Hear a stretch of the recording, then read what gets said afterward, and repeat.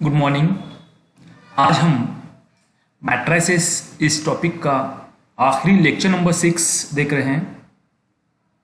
तो इस लेक्चर में हम मैट्रिक्स इन्वर्जन मेथड ये पॉइंट पर डिस्कशन करेंगे, इसके बारे में जानकारी लेंगे।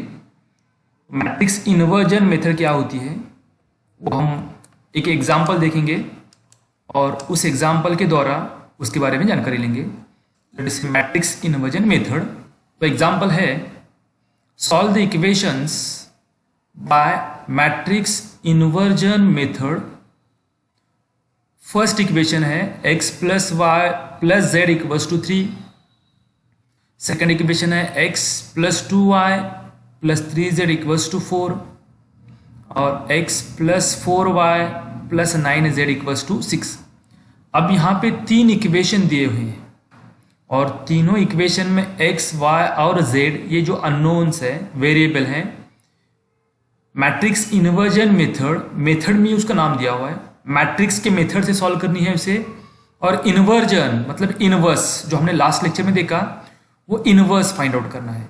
तो मैट्रिक्स के मेथड से इनवर्स फाइंड आउट करना है और उस मेथड से हमें ये अननोन्स जो है x, y, z इसकी वैल्यू हमें फाइंड आउट करनी है। तो जैसे कि हमने देखा तीनों इक्वेशन में x, y, z ये अननोन्स जो है वो सीक्वेंस के अनुसार होने चाहिए। तो पहले x की वैल्यू और बाद में y की वैल्यू और बाद में z की वैल्यू, ये सीक्वेंस तीनों इक्वेशन में होनी चाहिए। अगर नहीं होगी तो हमें अरेंज करनी होगी। और इक्वेशन के दूसरे साइड मतलब राइट साइड जो है वो सिर्फ कांस्टेंट नंबर्स चाहिए। तो फर्स्ट इक्वेशन दी हुई है, पहले x बाद में y बाद में z इक्वल्स टू 3 मतलब कांस्टेंट, ये सीक्वेंस होनी चाहिए। सेकेंड इक्वेशन में भी सीक्वेंस दी हुई है, पहले x की टर्म है, बाद में y की टर्म है, बाद में z की टर्म इक्वल्स टू 4 और लास्ट इक्वेशन भी सीक्वेंस के अनुसार है। अगर सीक्वेंस नहीं होता तो हमें सीक्वेंस लिखना चाहिए। तो मैट्रिक्स इन्वर्जन मेथड का फॉर्मूला है हमारा x equals to a inverse b। यहाँ पे कैपिटल X मतलब x, y, z column matrix होगा और हमें यहाँ पे a इनवर्स फाइंड आउट करना है और मैट्रिक्स b, दो मैट्रिक्स चाहिए। तो a इनवर्स फाइंड आउट करने के लिए फर्स्ट हमें a चाहिए। तो a जो है वो फर्स्ट इक्वेशन जो है x का कोएफिशिएंट 1 है, y का +1 है और z का +1। तो फर्स्ट रो 1 1 1, सेकेंड रो में x को मल्टीप्लाई बाय 1, y को मल्टीप्लाई बाय +2 और z को मल्टीप्लाई बाय +3 मतलब 1 2 3 सेकेंड रो है हमारी। और थर्ड रो में x को मल्टीप्लाई बाय 1, y को 4 और z को 9 मतलब 1 4 9, ये हमारी थर्ड रो हो गई। इन अदर लैंग्वेज हम कह सकते हैं x को 1 1 1 फर्स्ट कॉलम होगा हमारा, 1 2 4 सेकेंड कॉलम होगा और 1 3 9 ये हमारा थर्ड कॉलम होगा। ये होगा मैट्रिक्स A। और B मतलब कॉलम मैट्रिक्स 3 4 और 6, ये मैट्रिक्स B होगा। और कैपिटल X मतलब x यहाँ पे y और z जो अननोन्स हमें फाइंड आउट करने हैं ना, वो कैपिटल X होगा। तो पहले हमें a इनवर्स फाइंड आउट करना है। a इनवर्स फाइंड आउट करने के लिए लास्ट लेक्चर में हमने देखा हमें डिटरमिनेंट ऑफ a की वैल्यू पहले चाहिए। a इनवर्स फाइंड आउट करने के लिए हमें डिटरमिनेंट ऑफ a की वैल्यू और एडजॉइंट ऑफ a मतलब कोफैक्टर्स फाइंड आउट करने हैं। तो पहले हम determinant of a find out करते हैं। तो दिए हुए पूरे 9 के 9 एलिमेंट डिटरमिनेंट के फॉर्म में लिख दिए और उसको एक्सपांड करेंगे हम। फर्स्ट एलिमेंट जैसे है वैसे लिख दिया, उसकी रिस्पेक्टिव रो और कॉलम छोड़ दिया, तो बचे एलिमेंट 2 3 4 9 डिटरमिनेंट के फॉर्म में लिख दिए। मिडल साइन हम हमेशा माइनस लेते हैं, अगला एलिमेंट 1 एज इट इज, वो एलिमेंट फर्स्ट रो में और सेकेंड कॉलम में है, उसके करस्पॉन्डिंग एलिमेंट छोड़ दिए, तो बचे एलिमेंट 1 3 1 9 एज इट इज लिख दिए, +1 एज इट इज लिख लिया, उसकी एलिमेंट के रो और कॉलम छोड़ दिए, तो बचे एलिमेंट 1 2 और 1 4 एज इट इज लिख दिया। दैट इज इक्वल्स टू अब 1 एज इट इज 2 × 9 18 माइनस 4 और 3 दोनों का मल्टीप्लाई 12 माइनस 1 जैसे है वैसे 1 × 9 9 माइनस 1 × 3 दैट इज 3 +1 जैसे है वैसे लिख दिया, 1 × 4 that is 4 minus 2 × 1 that is 2। अब यहाँ हमें ब्रैकेट एक्सपांड करना है। 1 एज इट इज 18 में से 12 चले गए, 6 को 1 से मल्टीप्लाई किया तो 6, 9 minus 3 that is 6 multiply by -1 that is -6 और 4 में से 2 चले गए, 2 को 1 से मल्टीप्लाई किया तो आने वाला आंसर 2 होगा। डिटरमिनेंट ऑफ a की वैल्यू जो है वो +2 आएगी।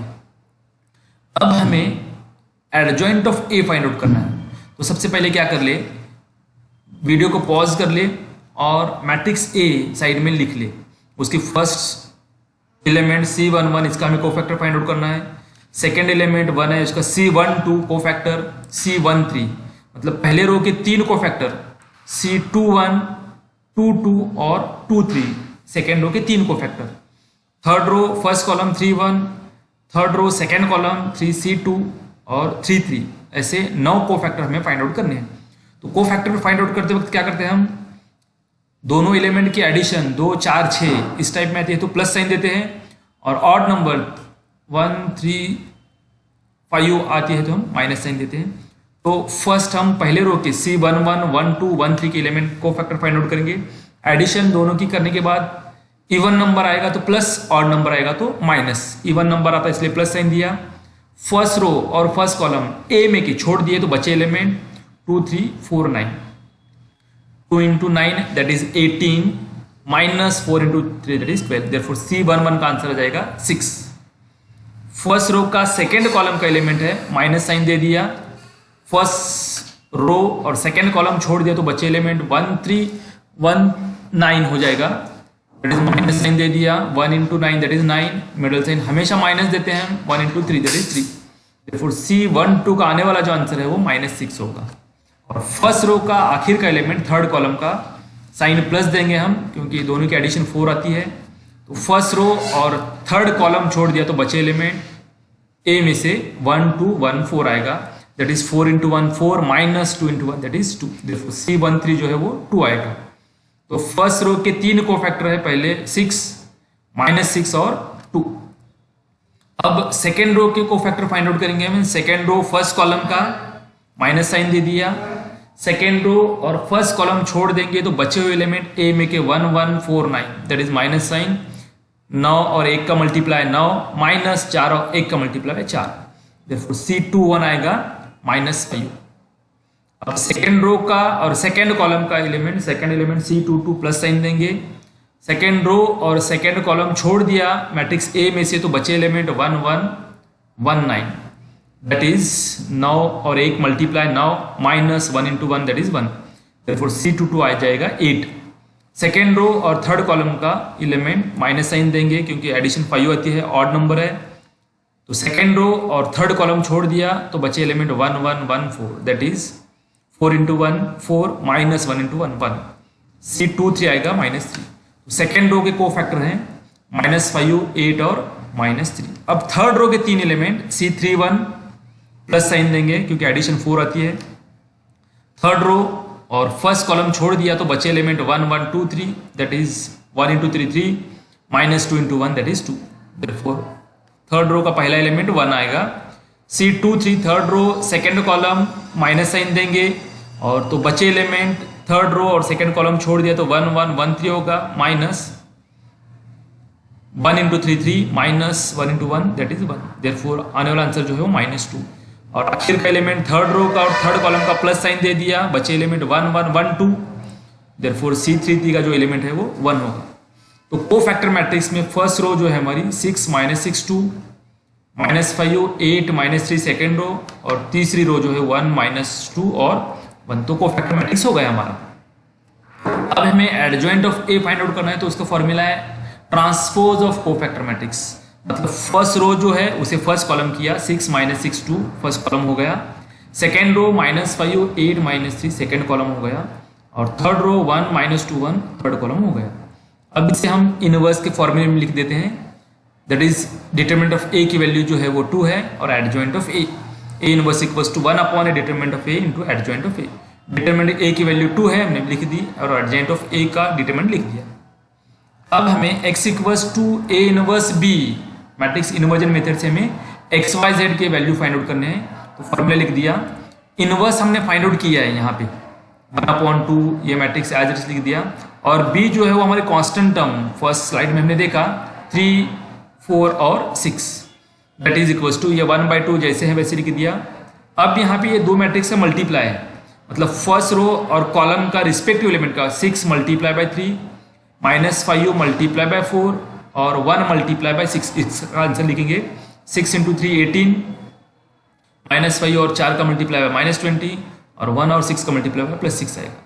ये फर्स्ट रो का एलिमेंट होगा। सेकेंड रो का element -6 × 3 that is -18, second element 8 × 4 32 और थर्ड एलिमेंट -2 और 6 मल्टीप्लाई -12।